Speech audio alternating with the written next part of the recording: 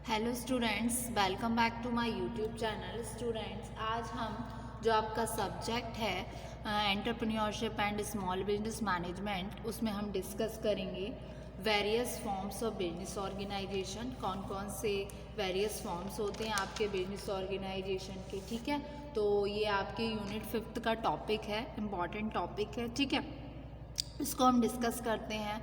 तो student, business forms of various forms of business organisation को जानने से पहले आइए हम सबसे पहले जानते हैं बिजनेस क्या होता है। ठीक है, तो बिजनेस क्या होता है? बिजनेस एक तरीके की प्रोसेस है।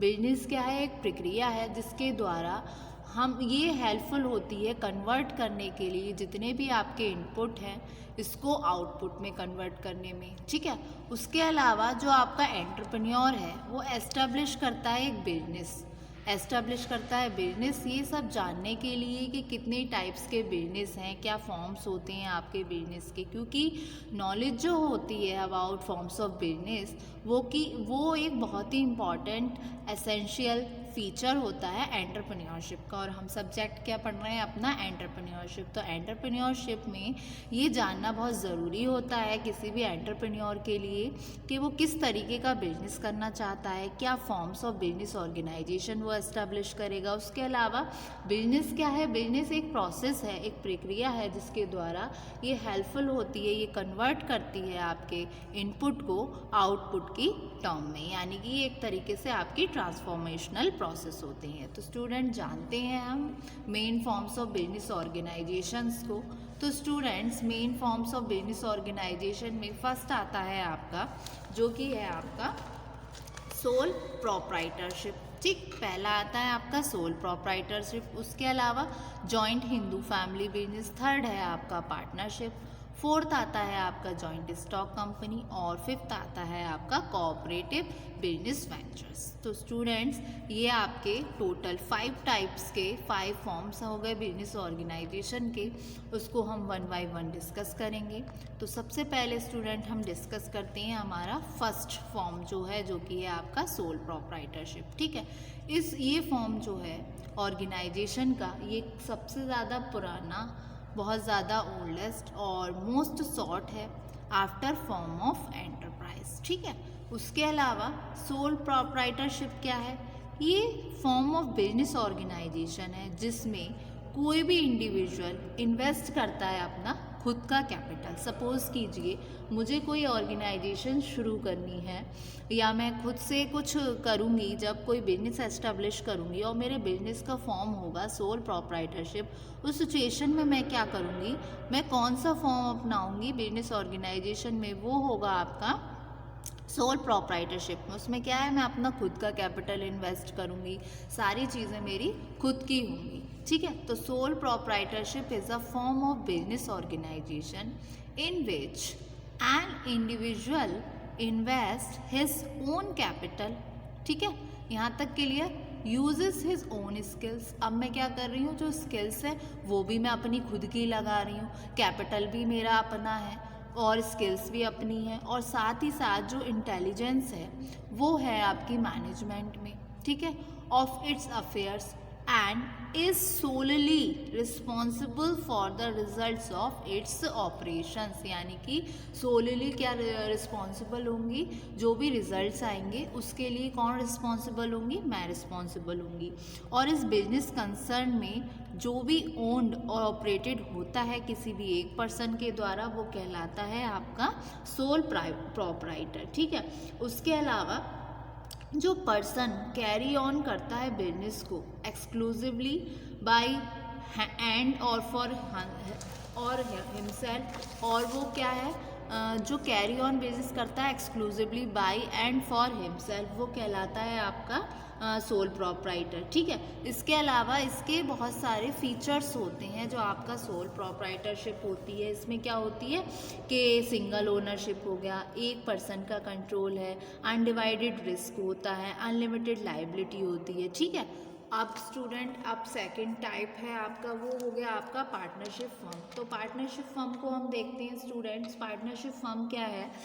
कोई बिजनेस एंटरप्राइज है वो एक्सपेंड हो रही है आपकी बियॉन्ड द कैपेसिटी, मतलब इतना ना तो आपके पास कैपिटल है ना इतना कुछ है जिससे आप सोलली अकेले ही उस चीज़ को स्टे कर पाएँ, मार्केट में ला पाएँ, बिजनेस को सेटअप कर पाएँ। उसके लिए आपको क्या चाहिए होगा, आपको पार्टनर्स की ज़रूरत चाहिए होगी।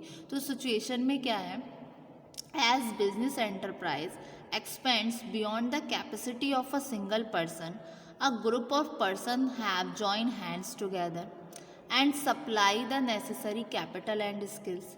सेक्शन 4 जो है आपका पार्टनरशिप एक्ट 1932 वो बोलता है कि जो भी रिलेशनशिप है बिटवीन पर्सन जो कि अग्रीड हो रहे हैं आपके शेयर करने के लिए प्रॉफिट जो है बिजनेस के, उसके अलावा जो कैरिड ऑन हो रहा है bye all or any one of the them acting for all, ये हुआ आपका पार्टनरशिप फर्म। इसके अलावा पार्टनरशिप फर्म के क्या क्या पॉइंट्स होते हैं उनको भी हम देखते हैं। फर्स्ट पॉइंट हो गया, partnership is the relation between persons. ये क्या है, ये एक तरीके से रिलेशंस हैं बिटवीन पर्सन्स के। एट लीस्ट कितने पर्सन आपको मिनिमम ज़रूरत है, एट लीस्ट कितने पर्सन की ज़रूरत है, 2। At least 2 persons must be there to constitute a partnership. Clear, एक पॉइंट ये क्लियर हुआ। फिर दूसरा पॉइंट आता है स्टूडेंट्स आपका, सेकंड पॉइंट क्या है, there should be an agreement between them. This also means that persons should be legally competent to enter into a contract। Clear. उसके अलावा कौन सा पॉइंट आता है, इसके अलावा they should carry on some business. ठीक है, इट इम्प्लाइज ये क्या इम्प्लाइज कर रहे हैं, that an agreement to run a charitable institution, ठीक है ना, institution will not constitute a partnership। Clear इतना। उसके अलावा एक पॉइंट और आता है आपका, the business must be carried on by all or any of them acting for all. ये तो हुए कि पार्टनरशिप फर्म्स के बारे में। अब हम देखते हैं इसके कैरेक्टरिस्टिक्स, क्या क्या कैरेक्टरिस्टिक्स होते हैं। ठीक है, तो स्टूडेंट्स जो कैरेक्टरिस्टिक्स हैं आपके पार्टनरशिप के, तो इनको एक दो पॉइंट्स इनके देख लेंगे। उसके अलावा फिर ये आपका जो वेरियस फॉर्म है ये कंप्लीट हो जाएगा। ठीक है, सेकंड वाला पॉइंट जो कि पार्टनरशिप फॉर्म है।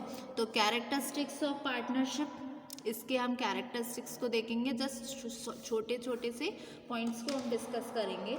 सबसे पहला जो पॉइंट है वो आएगा आपका निकल के, क्या है ये, एसोसिएशन है आपका 2 और मोर पर्सन्स।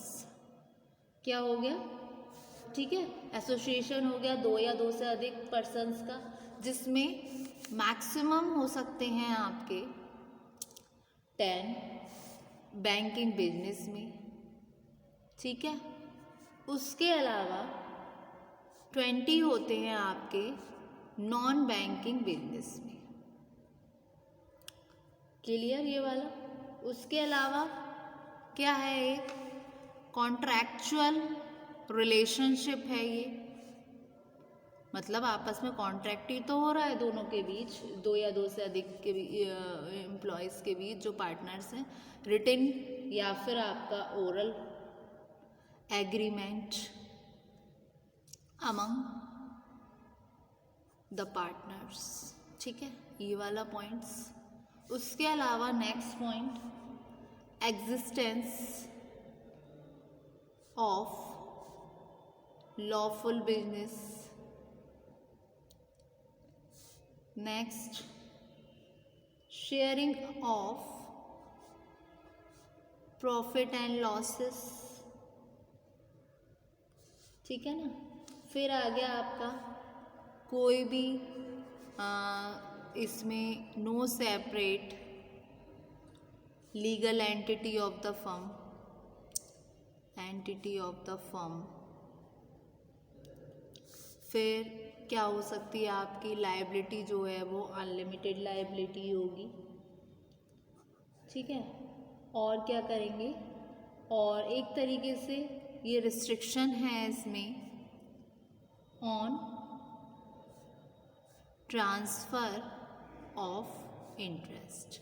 तो ये थे कुछ इसके कैरेक्टरिस्टिक्स ऑफ पार्टनरशिप, और पार्टनरशिप फॉर्म क्या होती है उसके बारे में। तो स्टूडेंट्स, आज के वीडियो में हमने 2 फॉर्म्स को डिस्कस किया, वेरियस फॉर्म को बिजनेस के, ठीक है। तो होप सो आपको ये लेक्चर समझ आया होगा, जिसमें हमने various forms of business organisation को डिस्कस किया। इसके हमने 2 पॉइंट्स कवर किए, एक तो हमने सोल प्रोप्राइटरशिप्स के बारे में जाना, फिर हमने पढ़ा पार्टनरशिप के बारे में। बाकी के जो आपके 3 ये हेड बचते हैं, joint Hindu family business, joint stock company, उसके अलावा कोऑपरेटिव बिजनेस वेंचर्स, उनको हम अपकमिंग वीडियो में अपने डिस्कस करेंगे। तो student, thank you very much.